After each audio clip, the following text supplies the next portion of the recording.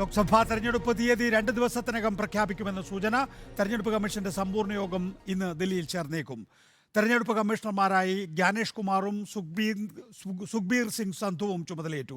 യോഗം ഇന്ന് ചേർന്നാൽ നാളെയോ മറ്റന്നാളോ ലോക്സഭാ തെരഞ്ഞെടുപ്പ് പ്രഖ്യാപിക്കും. നോബിൾ മാരിക്കാരൻ വിശദാംശങ്ങളുമായി. നോബിൾ, നാളെയോ മറ്റന്നാളോ തെരഞ്ഞെടുപ്പ് പ്രഖ്യാപിക്കേണ്ടതുണ്ട്. കാരണം ഇതിനകം തന്നെ അതിനുള്ള സമയം ക്രമം പൂർത്തിയായി കഴിഞ്ഞിരിക്കുന്നു. ഇനിയിപ്പോൾ ഷെഡ്യൂളുകൾ അറിയാനിരിക്കുന്നതേ ഉള്ളൂ. സ്ഥാനാർത്ഥികളായിരിക്കുന്നു ഏതാണ്ട് കേരളത്തിലും പൊതുവെ ദേശീയ തലത്തിൽ 2 ഘട്ടം സ്ഥാനാർത്ഥികളെ BJPയും കോൺഗ്രസും പ്രഖ്യാപിച്ചു കഴിഞ്ഞിരിക്കുന്നു.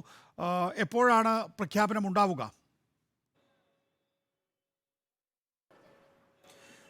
നികേഷ്, ഇനിയിപ്പോൾ ഏത് നിമിഷവും നമുക്ക് തെരഞ്ഞെടുപ്പിന്റെ പ്രഖ്യാപനം പ്രതീക്ഷിക്കാം. കാരണം 2 തെരഞ്ഞെടുപ്പ് കമ്മീഷണർമാരുടെ ഒഴിവുകൾ ഇന്നലെ നികത്തിക്കൊണ്ട് ആ തീരുമാനം ഉണ്ടായി. ജ്ഞാനേഷ് കുമാറും അതോടൊപ്പം SS സന്ധുവും ഇന്നിപ്പോൾ ആ ചുമതല ഏറ്റെടുക്കുകയും ചെയ്തു. ഇന്ന് ഒരുപക്ഷെ ഒരു യോഗം ഇതുമായി ബന്ധപ്പെട്ട്, അതായത് അവലോകന യോഗം ഉണ്ടാകും എന്നാണ് പ്രതീക്ഷിക്കുന്നത്. നിലവിലത്തെ ഒരുക്കങ്ങൾ, അതോടൊപ്പം തന്നെ നടപടിക്രമങ്ങൾ, തെരഞ്ഞെടുപ്പുമായി ബന്ധപ്പെട്ട മറ്റ് വിശദാംശങ്ങൾ ഉൾപ്പെടെ ഒരു ചർച്ച നടത്തും എന്ന് അറിയുന്നു. ഒരുപക്ഷെ നാളെയോ അല്ലെങ്കിൽ മറ്റന്നാളോ ഒക്കെ തെരഞ്ഞെടുപ്പ് പ്രഖ്യാപിക്കാനുള്ള സാധ്യതയാണ് അങ്ങനെയാണെങ്കിൽ ഉള്ളത്. കഴിഞ്ഞ തവണ തെരഞ്ഞെടുപ്പ് പ്രഖ്യാപിച്ച ഒരു ഞായറാഴ്ച ദിവസമായിരുന്നു. ഒരുപക്ഷെ ഞായറാഴ്ച പ്രഖ്യാപിക്കാനുള്ള സാധ്യത ഇത്തവണയും ഉണ്ട് എന്നും പ്രധാനപ്പെട്ടതാണ്. എന്താണെങ്കിലും തെരഞ്ഞെടുപ്പ് കമ്മീഷനിലെ ഒഴിവുകളായിരുന്നു അവസാനമായി തെരഞ്ഞെടുപ്പ് പ്രഖ്യാപിക്കുന്നതിന് ഒരു വെല്ലുവിളിയായി ഉണ്ടായിരുന്നത്. ഇന്നലെ അതുമായി ബന്ധപ്പെട്ട ചർച്ചകൾ നടത്തിക്കൊണ്ട് ഉന്നതാധികാര സമിതി ആ തെരഞ്ഞെടുപ്പ് കമ്മീഷനുമായി ബന്ധപ്പെട്ട ആളുകളെ നിയമിക്കുകയും ഇന്നലെ തന്നെ രാഷ്ട്രപതി അതിൽ അതീവ ഗൗരവവും അതീവ പ്രാധാന്യം ഉള്ളതുകൊണ്ട് തന്നെ ഇന്നലെ തന്നെ രാഷ്ട്രപതി അതിൽ ഒപ്പുവെക്കുകയും നിയമനം യാഥാർത്ഥ്യമാവുകയും ചെയ്തു.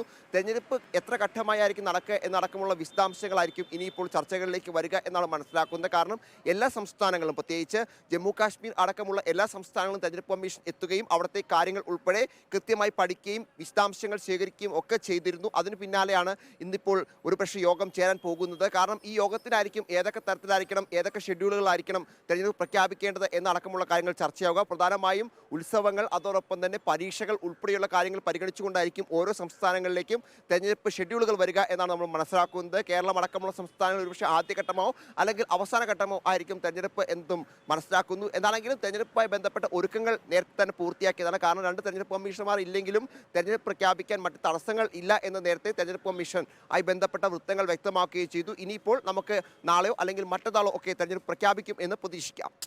ശരി, നോബിൾ മാരിക്കാരനാണ് വിശദാംശങ്ങൾ നൽകുന്നത്. ഇന്ന് സമ്പൂർണ്ണ തെരഞ്ഞെടുപ്പ് കമ്മീഷന്റെ യോഗമുണ്ടായേക്കും. അതിനുശേഷം തെരഞ്ഞെടുപ്പ് പ്രഖ്യാപനത്തിലേക്കുള്ള നടപടിക്രമങ്ങൾ കടന്നേക്കും. അധിക ദിവസങ്ങൾ വൈകില്ല. ഒരുപക്ഷെ അടുത്ത ദിവസങ്ങളിൽ തന്നെ തെരഞ്ഞെടുപ്പ് പ്രഖ്യാപനം ഉണ്ടായേക്കാം.